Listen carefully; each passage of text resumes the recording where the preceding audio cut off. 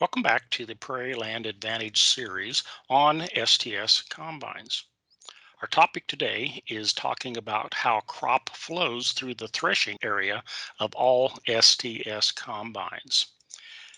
You will see here that we have an index to the topics, and so if you just want to catch one of the topics, you can fast forward through the video and get to the topic you are looking at. Good afternoon, Drew Lowry, and let's get started on our crop flow through our STS. We want to start first with the STS TriStream feed section. And the first third of this, if you will, is how the crop is transferred from the feed accelerator into this part of the machine. The red, yellow, and blue arrows on the right are attempting to show that crop is received from the feed accelerator into the feed flights, the tall pieces here, and trapped against the vanes on top, and that captures the crop. One of the things I want you to understand is that the crop evenly flows into this round component from the flat component that was the feed accelerator, if you will. It evenly divides the crop into three different sections, and the feed flights here, as you can see where I'm pointing right now, these feed flights encourage the crop to move to the outside diameter of the circle, so it's ready to be compressed right between the threshing element and the concave on the opposite side that I can't show you with this drawing. So the three feed flights compress the material and feed it into the threshing section. Let's look at this video that turns those words into movement. The crop is fed into the rotor in 3 streams. This ensures a very even transition from the horizontal flow of the accelerator to the axial flow of the rotor. So I like how that voice said that we turn the crop and feed it evenly into 3 different areas on our rotating rotor. That's what these pictures are showing us, is that the crop flows evenly from the feed accelerator into the TriStream feed section on into the rotor. Let's now talk about the threshing area of our unit. You can see right now that I'm pointing to the area between the concaves and the threshing elements, and how that is where the crop threshing is going to be done. Now, the crop movement is done with the cover vanes, and we'll discuss that in a separate time frame. So let's follow this crop through the machine. First thing we're going to do is watch this moving video that's going to help show you.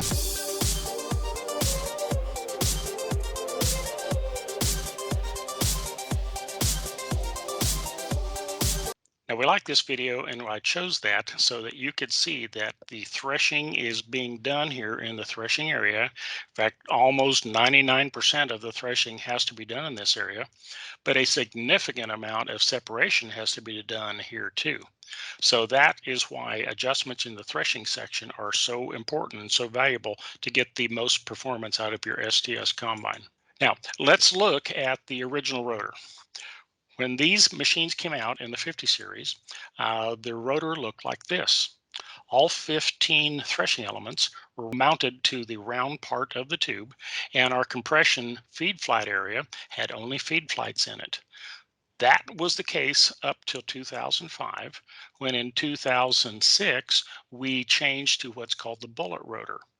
Now, the bullet rotor, that compression area extended rearward 2 more threshing elements. In fact, row 1 and 2 threshing element are mounted on that incline. We still have 15 threshing elements, but the next 3 rows of them are mounted on the round part of the tube. So that was called the bullet rotor in the 60 and 70 series. That same rotor became the TriStream rotor in the S600 and current S700 series. They still have 15 elements, and the TriStream is a good name because you can see 1, 2, and I can't show you the third stream of crop into our rotor area, and so the TriStream is an accurate name, and that's why we changed to this new word. What we accomplished is, when the compression area was with the 50 and early 60 machines, our inclined plane that fed the crop in and compressed it had this much time to do it. We lengthened that by about 12 inches when we went to the bullet and now TriStream rotors. So what we're able to do is get more crop in there so we can process it. Let's listen to this video explaining that. The bullet profile provides 35% more clearance at the front threshing area, so material has more room to enter faster and flow easier through the TriStream rotor housing. This faster material flow means crop can move rapidly around the rotor with less effort, less material congestion, and less hesitation, especially in high-yielding or tough conditions. So that is what happens in the threshing area, and we are able to move that crop through and process it. The next component we need to talk about is the threshing elements. Shown here on the left is going to be the threshing element for the 50 and early 60 machines. You don't see serrations on it. It was a smooth element.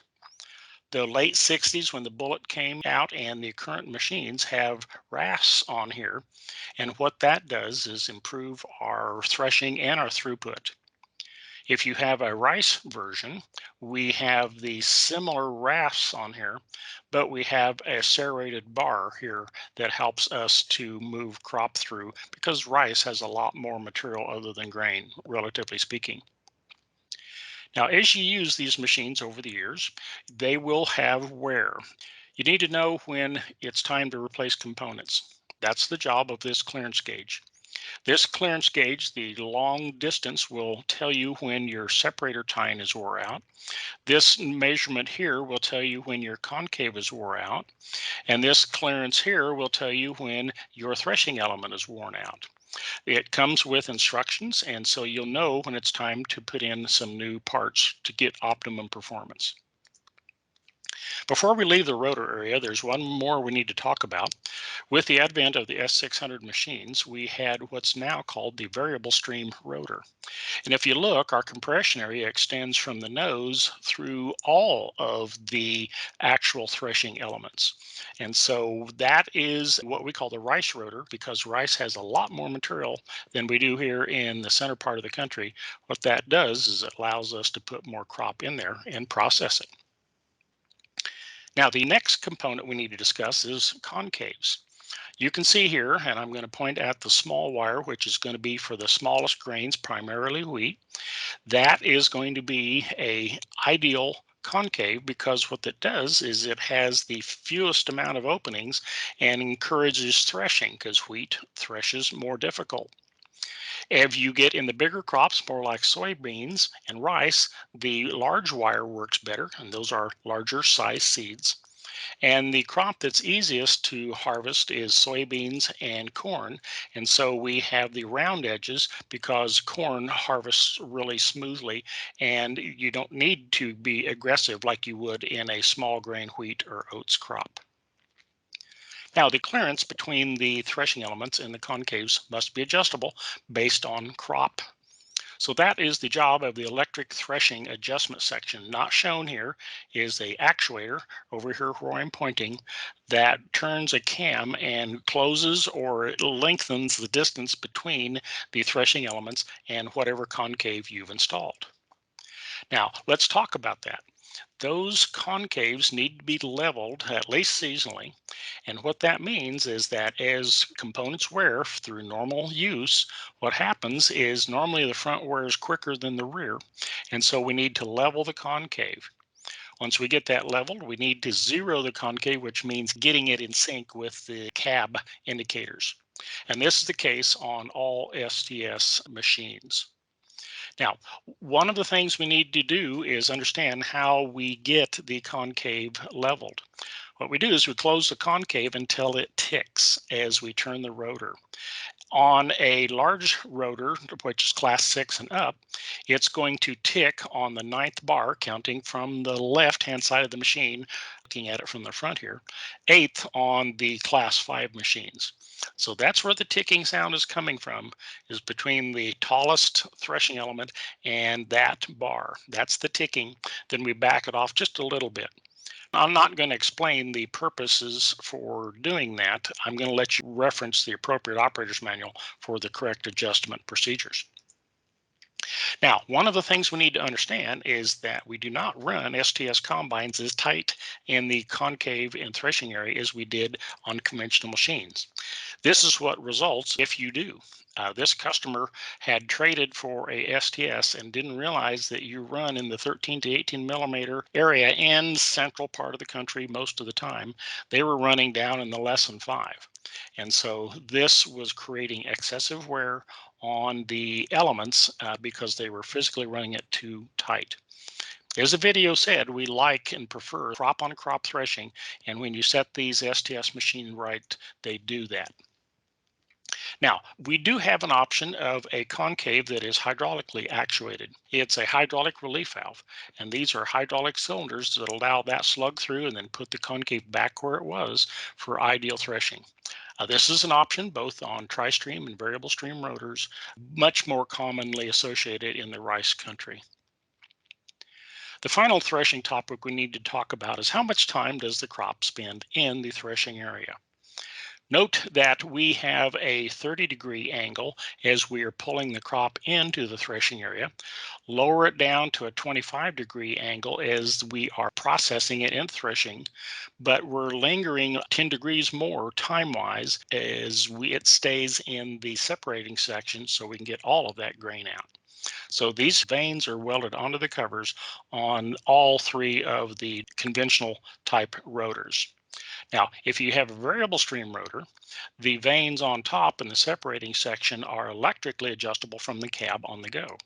So what you're able to do by pushing a button is change whether it takes 7 rotations for that crop to exit the separation section or 5. And what that is beneficial for is if you're trying to have straw as one of your crops. Let's summarize here our threshing discussion on crop flow. What affects threshing? Well, of course, the revolutions per minute. We have a 200 to 1,000 RPM ballpark range of how fast you can run the RPM. The conventional wisdom is run it as slow as possible to get the job done.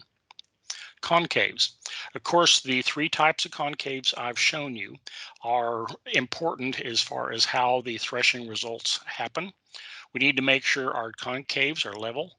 We need to make sure they're zeroed out. And we even have covers or inserts that will improve threshing depending on the situation you're in. Speaking of threshing, these threshing elements right here, whichever type you have, will affect your threshing results. And of course, we've shown you that the STS rotor will give you smooth crop flow. The final point I want to make here in the threshing area is that this area does have wear. So we need to make sure that the components are within their specifications all the time so they can perform at their highest condition. With that, we want to thank you for joining us. We do have an optional video if you want to stay and watch because PrairieLand Partners is delivering you the right solution. But this video is one about assembling the rotor at the factory. So you're welcome to watch that if you'd like.